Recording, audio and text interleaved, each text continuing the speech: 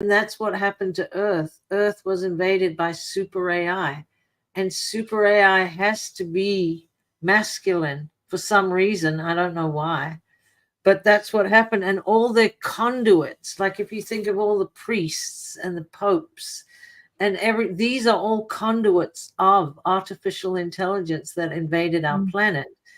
And I don't know if you've heard about organoid intelligence, but it's very recent and new. And this is about merging intelligence in a petri dish with pieces of the brain and parts of the body.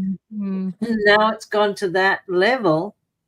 We're really in trouble. Anyone who embraces AI, with not even the organoid AI, I mean intelligence, even anyone who embraces AI, be very careful and try to step away. I know it's such a luxury to have somebody else write your paper or give you a beautiful drawing. Think for you. You don't have to think. It's easy. Think for. I've had people actually say, "I want Google just to think for me," and that's what happens. It'll think for you. It'll think you right down into a dark, fallen parallel universe. You'll be takeaway food, loosh feast. It's not good. I think anyone has eyes wide open and has seen this scandemic, when you let the doctors and the scientists think for you, you don't usually end up in a good place. So it's all about self-responsibility and learning to think for yourself, learning to not judge. And I talked with Sasha said, we shouldn't be judging, and we shouldn't be judging, but we should be discerning for ourselves. And, coming up with, going to divine infinite source within, asking the questions. And then I always find it comes to me either through a download or out of the mouth of, whatever. It could be a bum on the street, a babes, but I get the answers to my questions. But, it's all an individual journey, and you just have to learn to discern and only take what resonates. And I also say, start taking the positive stuff, because there's a lot of teachings out there, but I believe we're finally, as we're freeing ourselves from this Fibonacci, from this fallen simulation of Loosh, we are and we'll talk about this next time, we are creating our reality, but let's create a beautiful, blissful, creative, infinite one with absolutely no limitations. So let's see where we are with time here. We're getting up 3 minutes. 3 minutes. 3 minutes. 3 minutes. 3 minutes only. I don't have 3 minutes. Okay. Sorry. I'm getting the sign that I've got 3 minutes. Okay. Oh no, that's a new one. Okay, good. All right. So I'm just thinking of how to, I'm thinking grandmothers. And did you go to the Sedona and we were at the Hopi elders? Were you there? No, I didn't go to that. I was in LA at the Conscious Life Expo just before that. Yes, I know you were there. You were at that. And I just feel like, one of the things that I wrote in my book, and it's so true, it's that in most of the ancient cultures and the indigenous cultures, it was always the grandmothers, it was the women, it was the wise women who made all the decisions, especially if the tribe was going to go to war or whatever. They were the councils that guided. And I know sometimes it's hard with the guys nowadays because they're kind of used to having the power, they're used to having the central stage. And we're all shifting. We're going to have to shift from this 3D mentality more into a no time, an existence of creation, but also action. So we're all kind of learning how to use our masculine and feminine and masculine, and how we're going to work together. But I feel like, we really, my whole thing is really to get the women out there more, and to not just be, I know most women are, like you said, you're a grandmother, mothers, daughters, wives, we've been so focused around, we've been the cosmic glue of of families, of the communities, but in the recesses, working, kind of having to manipulate and work around the male egos historically. And I talk about history. We couldn't own property. We were property. We had absolutely no rights. We didn't have rights of our own children. And this is the ancestral miasma that is running through us, that many people call the mother wound. I call it the woman wound, that we have to heal. And we have to heal. We have to feel the pain, and we have to then forgive and let go. But I think part of that, as we heal and release that pain and those fears, we need to start coming out and being the grandmothers, the maternal, the embodiment of the mother, divine mother in the world, in society, in the communities at large. Well, let's leave out the part about the nurturing mother archetype. That's the mother that when the child is crushed under the vehicles, she can lift it up. So she's not all about being sweet and kind and nurturing. She also has the strength to defend and protect her children. And She's the other thing that happened as well, what's happening right now without us even realizing the shift that's going on, you are seeing men donning the mantle of the nurturing mother archetype and being imposters of women in order to create that feeling of nurturing, like they really, really care in a way that a woman does. You're seeing it in politics. You're seeing it in beauty pageants. You're seeing it in sports. You're seeing it everywhere. And where that originates from is that, I don't know if your listeners know this, but a lot of people do believe that Mother Teresa was a man and a child trafficker. So that's your prime example of someone who's taking on that role of the nurturing mother archetype, wearing that false cloak, and then doing the most heinous things in the name of the mother. There was another woman, Georgia Tan. She trafficked over 5,000 children. Another man walking around as a woman. So they know that the nurturing mother archetype exists, and they know how to use it. So we also have to put an end to all of that as well. And then think about Victoria's Secret. Well, you know what the Victoria's Secret is, right? Yeah. And I think even worse than that, because, I saw when you showed the slides of the people, but what's happened to us, even us as women, as we go out into the world, we get people like the Hillary Clintons, or, who maybe, I don't know if she's male or female, but the point is, women are feeling like they have to put on the power suits, and they have to show up, in the feminist thing, be the executives and be just like smoke cigars and be just like men in a the fallen aspect of the male. And yes, maybe we need to flex that muscle once in a while, go out and, G.I. Jane and, but we're redefining ourselves. I think women are going to be the first ones to redefine us, because we don't know who we are. We've been so psyoped.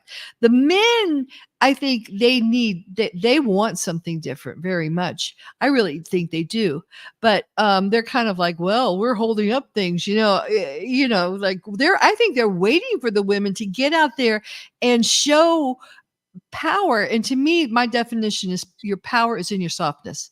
So it's our turn to get out there and be.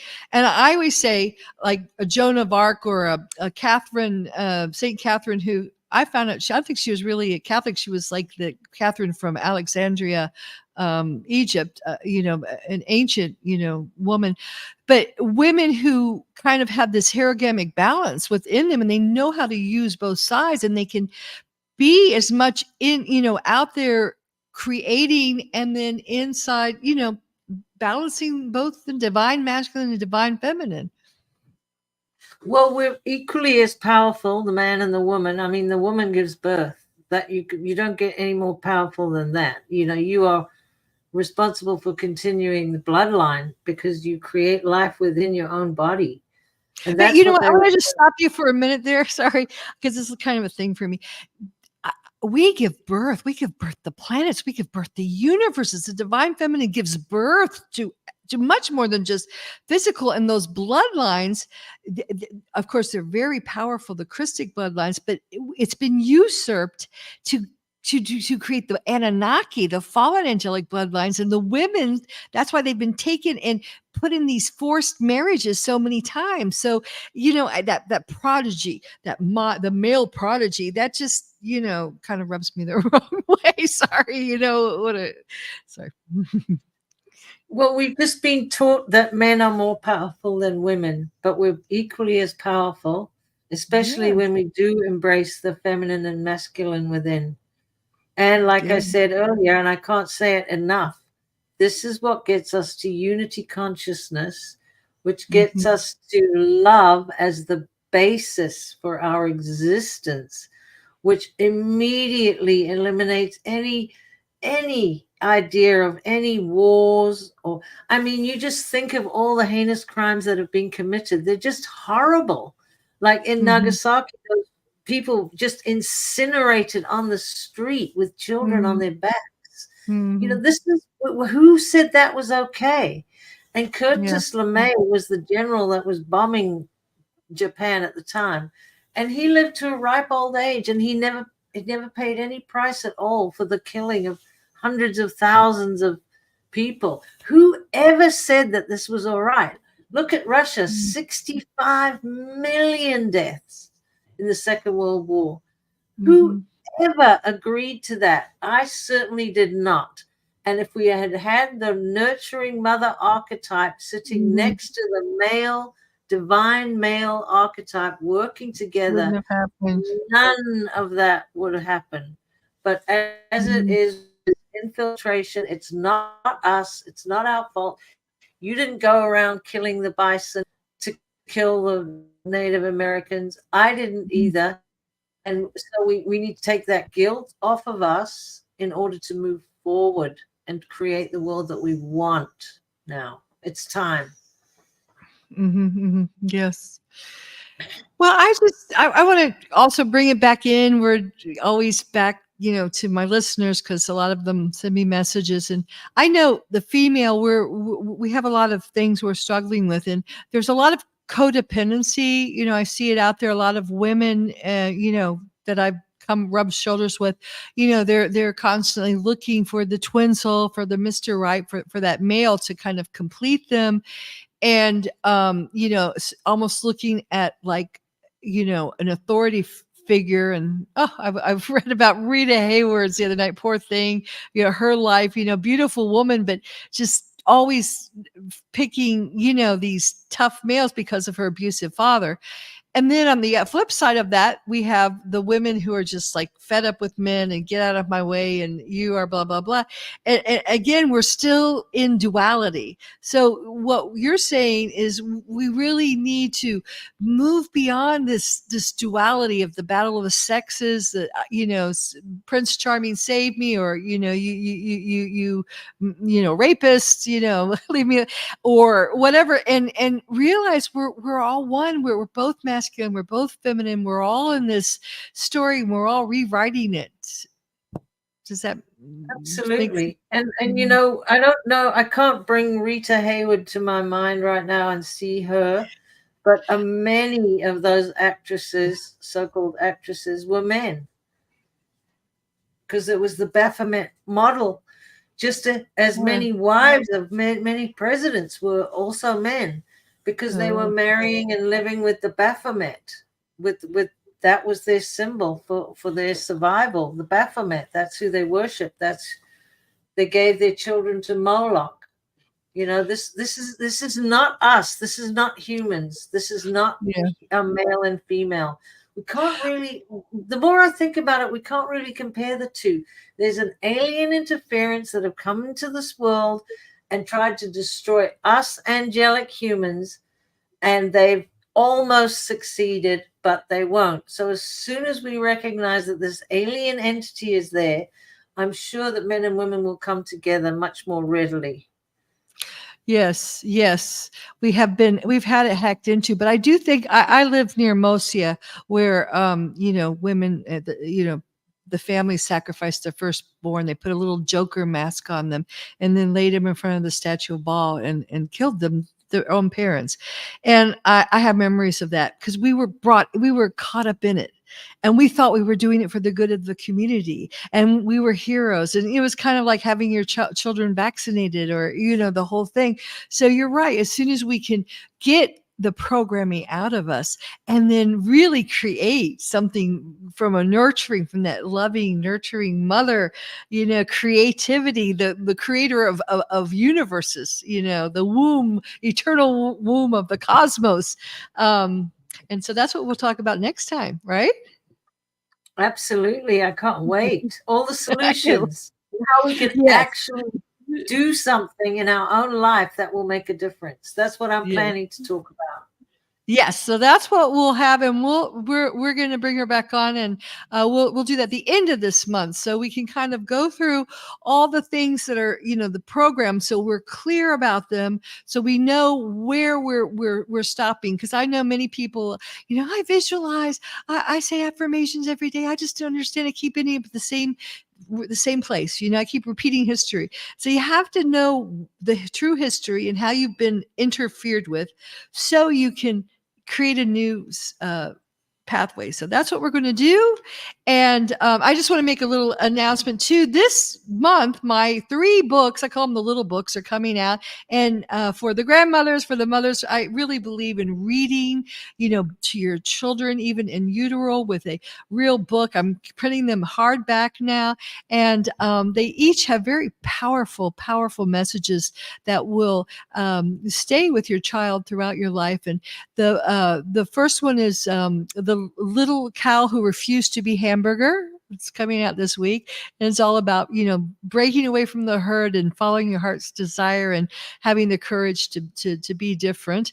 There's a Little Seed, which is about twin souls, twin trees falling in love and intertwining their roots and surviving even their own destruction, and coming to a higher level. And then there's a Little Shell, which a woman said to me once, who worked for hospice. She said, "Why don't you do a book for children to deal with death? Because a lot of people, grandparents, aging people." And I said, "I already wrote it, and it's called The Little Shell. It's about shells laying on the beach, afraid to be crunched to death." So those are coming out this month. So all right, and we'll talk to you next week. Thank you so much, and thank you, Jane, for joining us. Bye-bye. Ciao for now. Bye. Thank you for tuning in to today's episode of the Infinite Human Talk Show with your host, Elizabeth Monroy. We hope today's episode has inspired you to join the new consciousness renaissance and be the change by reclaiming your true divine infinite nature within and becoming an infinite human and a co-creator of the new infinite earth. Tune in next week for another empowering episode. Until then, have an infinite week.